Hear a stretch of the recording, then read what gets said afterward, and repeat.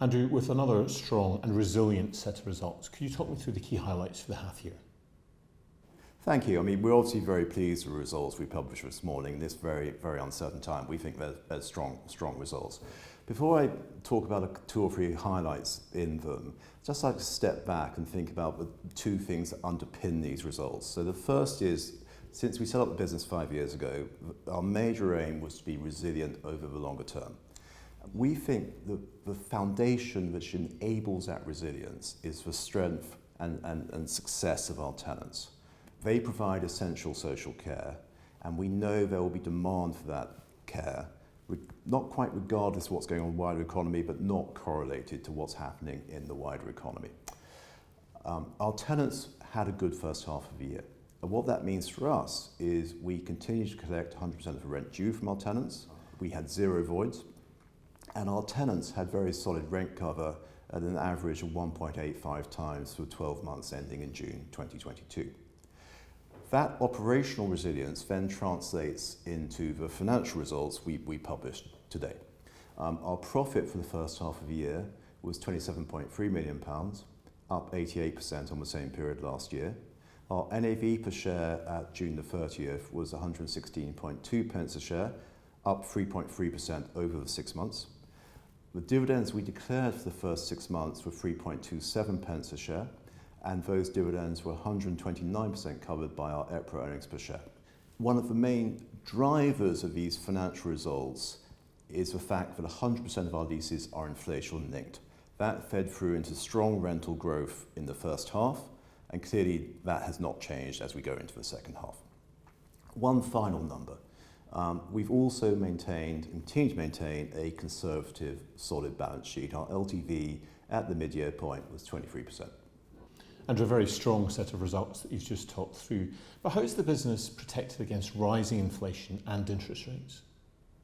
Well, I've already mentioned the fact that 100% of our leases are inflation linked. The majority of leases have caps and collars in them as well. And so inflation is currently above the caps in the leases. But this is exactly the kind of environment we're thinking about when we put those structures in place. Because we want to make sure that both we and our tenants are running sustainable businesses over the longer term. You can write whatever you down like in a lease. The question is, will they work in times of stress? And again, the fact that we continue to collect 100% of our rent due, we think shows that our lease structures are working. And that also reflects the fact that we have some deeper layers of protection against inflation in our business. Our tenants provide essential social care infrastructure for vulnerable people.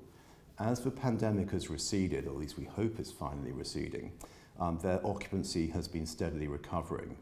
And the fees they charge for the care they provide in our homes have been rising strongly. So in the 12 months to June, the average fees charged by our tenants rose 9.5%.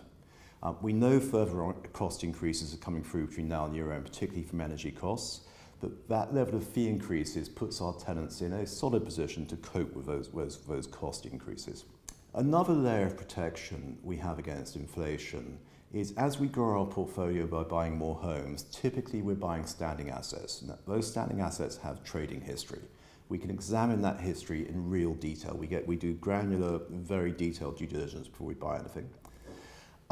And one of the main things we're trying to get right then is getting the initial level of rent at a sustainable level and making sure we're not structurally over-rented. Because if you start off with too much rent, you increase it by inflation, at some point you're going to have a problem and you won't collect your rent. So it's very important to get the level of rent right. I think you also mentioned or asked about interest rates. So at the end of last year, we put in place £75 million of 14-year fixed rate debt on which we're paying 3%. That's a rate that currently is looking very attractive. 48% of our available debt today is hedged against rises in interest rates, and we're looking for ways to sensibly increase that percentage. But I think the most sensible hedge against rising interest rates is not to use too much debt. Our cap on LTVs is 35%, and at the moment we could only increase that by going to our shareholders to ask them permission to increase it, and we have absolutely no plans to do that. So how do you see the business evolving?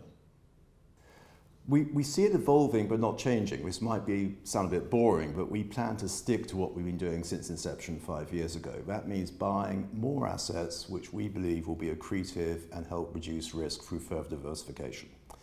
Our mandate is to invest in UK healthcare related real estate, but so far we've focused on elderly care. We've done that for two reasons. First, we think there are merits to keeping the way we execute the strategy clear and focused.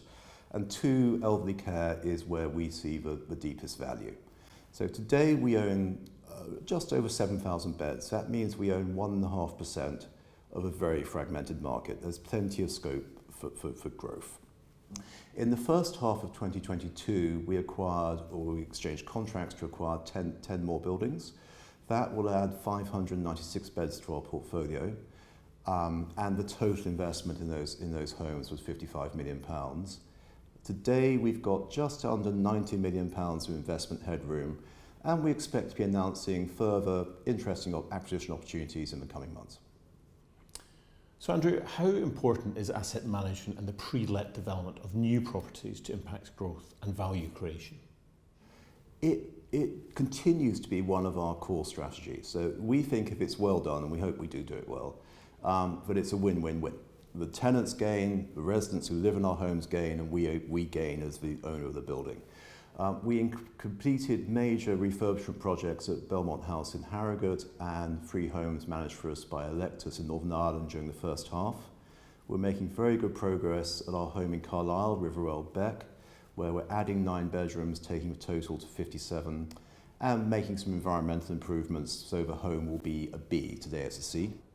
Similarly, at Fairview in Bristol, we expect to complete phase 1 of redeveloping the home next month. So phase 1 will deliver a brand new 17-bed link building between the 2 existing buildings.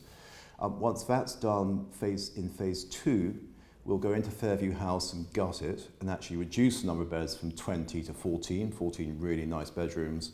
We'll end up there with modern kitchens, laundries, much better working environment for the staff. And the whole of Fairview will be EPC A when we finish. Today we've got £22 million committed to these kind of projects, and we will rentalise that investment at 8% per annum. So Andrew, are you confident about the outlook for the business? Well, it's hard to answer that question without sounding complacent, which I hope we never are, but the short answer is yes. So how can you say that in such an uncertain environment? It comes back to this point that our tenants are doing something which is essential. And we know that in bad times as well as good times, there will be demand for what our tenants do from a rapidly ageing population. We'll continue to monitor our tenants' performance in granular detail as we always do, but also we always will be looking for ways to deepen our partnership with them. The obviously most obvious tool, we come back to asset management there, is how can we enhance the buildings they manage for us. I think most people agree there's nothing good about inflation, but it does mean that we know our rents are going up because 100% of our leases are inflation linked. And what that should mean in turn, it will underpin our progressive dividend policy and help us to ensure the dividends we pay our shareholders are fully covered by earnings.